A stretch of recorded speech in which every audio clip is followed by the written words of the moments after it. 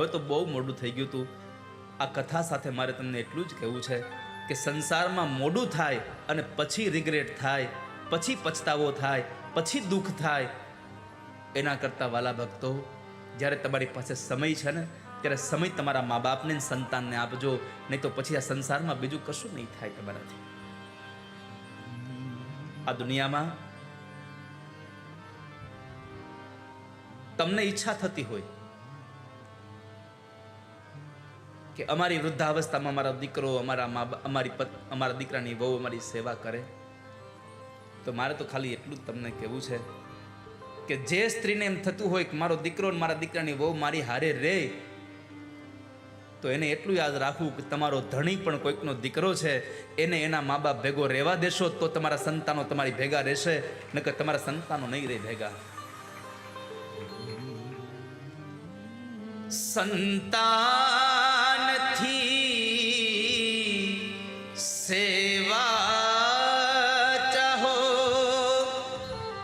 સંતાન છો સેવા કરો.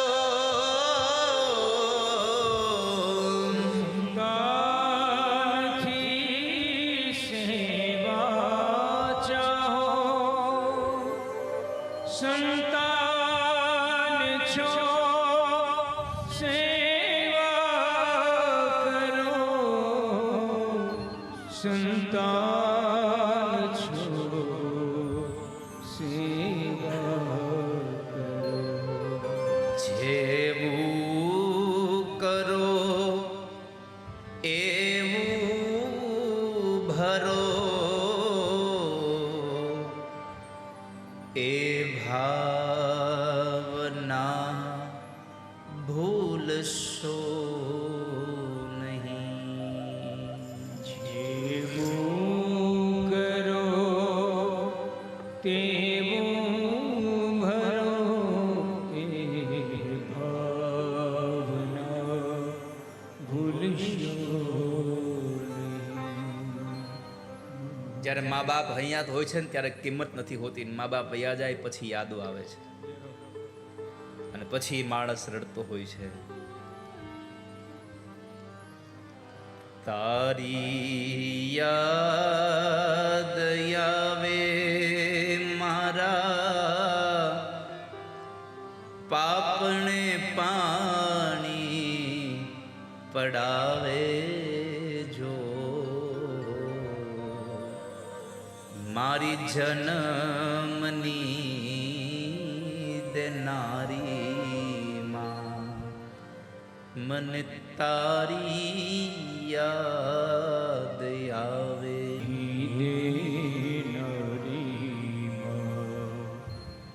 મને તારી ધંધુકારીના ત્રાસમાંથી છૂટવા માટે માં ધંધુ લઈ માર્ગ લઈ લીધો. અંધારા કોમાં પડી અને મોતને ઘાટ ઉતરી.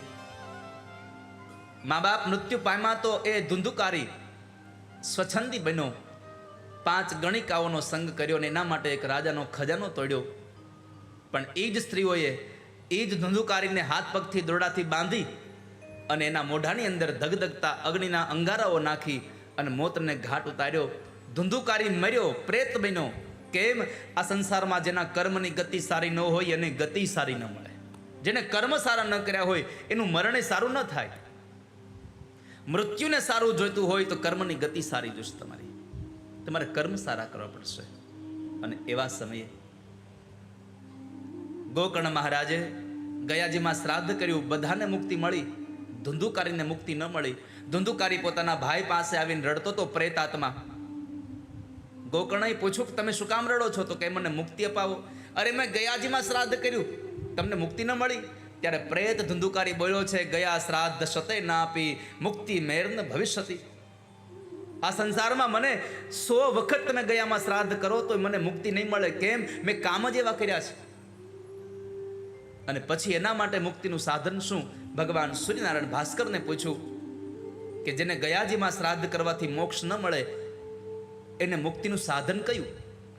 તો કહે છે કે એના માટે એકમાત્ર સાધન છે ભાગવતની કથા કરો. ભગવાન સૂર્યનારાયણના કહેવા મુજબ ગોકર્ણ મહારાજે અષાઢ મહિનાની અંદર ભાગવતની કથા કરી અને પ્રેત ધંધુકારીને મુક્તિ અપાવી.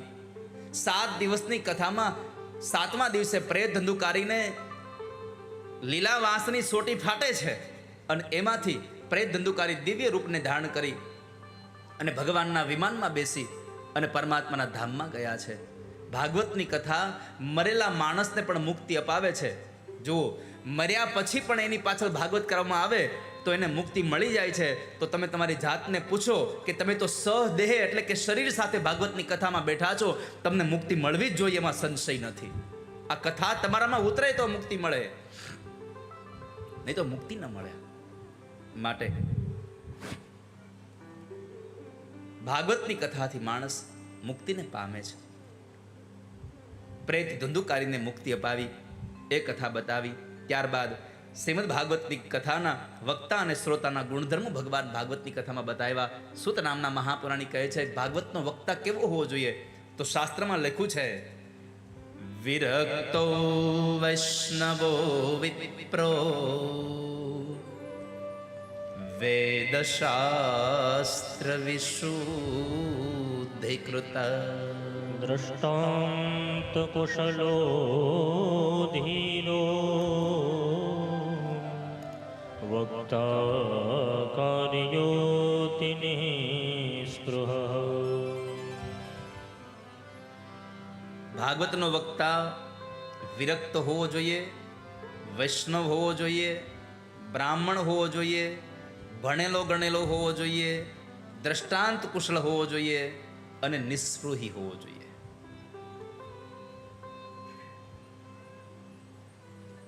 આટલા પ્રકારના ગુણધર્મ વાળો હોય તો ભાગવતનો વક્તા શ્રેષ્ઠ છે. ભાગવતના શ્રોતા કેવા હોવા જોઈએ? તો કહ્યું કે ભાગવતના શ્રોતાઓનો પહેલો નિયમ છે કે ભાગવતના વક્તા આવે એની પહેલા ભાગવતના શ્રોતાઓએ પોતાનું સ્થાન લઈ લેવું જોઈએ. એ સાચો શ્રોતા છે. આપણે તો નક્કી કર્યું બરાબર જામે તઈ જ જવું છે. હા, ઘરે કઈ કામ ન હોય પણ આપણે રાહ જોતા હોય 4:30-5 વાગે તઈ બરાબર બધા આવી જાય તઈ જવું છે.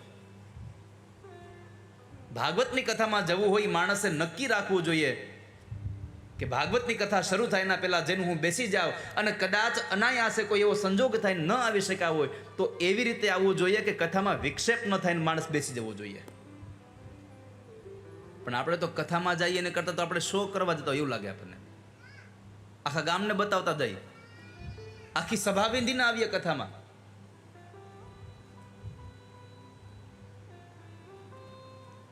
બાપુ હું કથામાં કોઈ પણ જગ્યાએ જાઉં અન્યથા ન લેશો. હું કથામાં જાઉં, યજમાન પરિવાર મને મુખ્ય ગેટથી લઈ આવવાનું કહે ને, હું હાથ જોડીને ના પાડી દઉં કે ના, કેમ કે મારી કથા વાંચતો ત્યારે કોઈ વચ્ચેથી આવે ને કથાને વિક્ષેપ કરી મન નથી ગમતું તો કોઈની કથા ન તૂટવી જોઈએ. હું પોતે પણ વીઆઈપી ગેટમાં થઈને બેસી જાઉં, ગમે ત્યારે જાઉં, કેમ કે આ કથા સાંભળવા જવાની છે. અહીંયા શોબાજી કરવા જવાનું છે જ નહીં.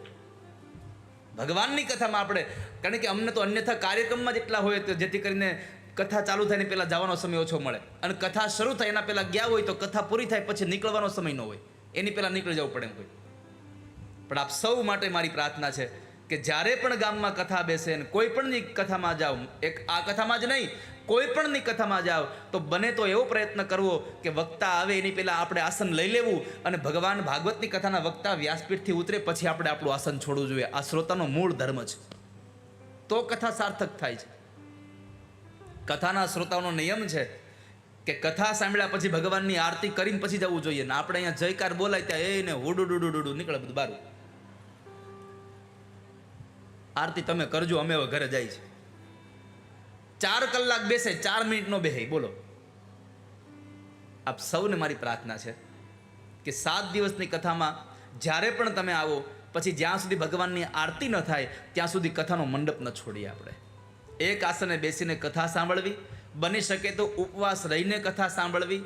ભૂખ્યા ન રહી શકતા હોય તો ભોજન કરી લેવું, પણ કેટલું તો કહે છે કે આળસ ઊભી ન કરે એટલું ભોજન કરવું. કથામાં આવીને બગાસા ઉપરા ઉપર લઈ આવે એવું ભોજન કરીને આવવું નહીં. અહીંયા ભગવાનની કથામાં આળસ પ્રમાદ ઉભા ન કરે એવું ભોજન કરવું. કામમ ક્રોધમ મદમ માનમ મત્સરમ લોભમય વચ દંભમ મોહમ તથા દ્વેષમ દુર્યચ્ચ કથાવ્રતિ. માણસ કામ ક્રોધ આદિને છોડે એના માટેની આ કથા છે. અને સૌથી મોટી વાત ભગવાન વ્યાસજીએ કરી કે જેમ દીકરા અને દીકરીઓના લગ્નમાં મન મૂકીને ધન સંપત્તિ વાપરીએ છીએ, એમ પ્રભુની કથામાં પણ મન મૂકીને ખૂબ લોકો લાભ લઈ શકે એવી ધન સંપત્તિ વાપરવી જોઈએ.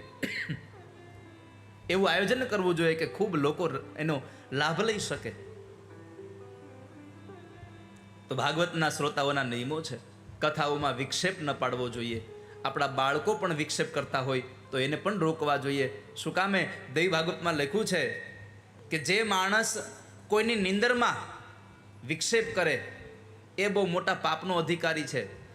કોઈ મા બાપને બાળકોથી જુદા કરે એ મોટા પાપનો અધિકારી છે. કોઈ બે વ્યક્તિના પતિ પત્નીના પ્રેમની વચ્ચે તિરાડ પડાવે એ બ્રહ્મ હત્યાનો અધિકારી છે. અને એક આવી કથામાં વિક્ષેપ પાડે એ બ્રહ્મ હત્યાનો અધિકાર બને છે. માટે આપણે અનાયાસે પણ કથામાં વિક્ષેપ ન કરીએ, કથામાં ભંગ ન થાય એવી રીતે આપણે શાંતિથી જઈને કથા સાંભળવી જોઈએ. એટલા માટે આપણો મોબાઈલ પણ કથા મંડપમાં આવીને બને તો સાયલન્ટ. જો કે તમે બધા સુગ્ન શ્રોતા છો એટલે પહેલેથી જ સાયલન્ટ કરીને આવો છો, કારણ કે મેં હજી કોઈની રિંગ અહીંયા સાંભળી નથી. પણ કદાચ કોઈનો ફોન અનાયાસે ભૂલમાં પણ જો સાયલન્ટ મોડમાં ન થયો હોય ને એને રિંગ આવે તો બધાએ એની સામું ત્રાહી નજરે જોવું નહીં. કોઈ એને ખબર પડે જ છે કે આ મોબાઈલ સાયલન્ટ જ રાખવાનો હોય, પણ ભૂલમાં રહી ગયો છે. આપણે તો એવી સામે જોઈએ કે જાણે એને મોટો અપરાધ કરી નાખ્યો હોય. આવું કરીશું નહીં આપણે. આપણે તો અહીંયા બધાનું માન સન્માન. પૂજ્ય ભાગવત વિદ્યાપીઠના દાદાશ્રી એવું કહેતા કે જેટલા પણ શ્રોતાઓ આવે એ શ્રોતાઓના મનને શાંતિ અપાવે, આનંદ અપાવે એવી કથા કરવી જોઈએ, એવી વ્યવસ્થા કરવી જોઈએ. ભાગવતના શ્રોતાઓનું દિલ ન દુભાવવું જોઈએ ક્યાંય. કોઈને પણ જરા ઠેસ પહોંચે એવું વક્તવ્ય પણ ન આપવું ભાગવતમાં. આવું ભગવાન ભાગવતની કથામાં પૂજ્ય દાદાજી કહેતા કે કોઈ શ્રોતાઓનું દિલ ન દુભાવવું જોઈએ. એવી સરળ ભાષામાં કથા કરી અને લોકોને આનંદિત કરવા જોઈએ. તો શ્રોતા અને વક્તાના ગુણધર્મો બતાવ્યા. બની શકે આપનાથી તો જ્યારે આરતી થાય ત્યારે આપણે આપણી જગ્યાએ ઊભા રહીને આરતી કરવી જોઈએ. જો તમે ઊભા રહી શકતા હોવ તો, નહીં તો બેસવાની વ્યવસ્થા છે, બેસજો, કંઈ એમાં પાપ નથી. પણ બની શકે તો આરતીમાં ઊભા રહીને ભગવાનની આરતી કરીએ અને પછી આપણે આપણું સ્થાન છોડીએ એવી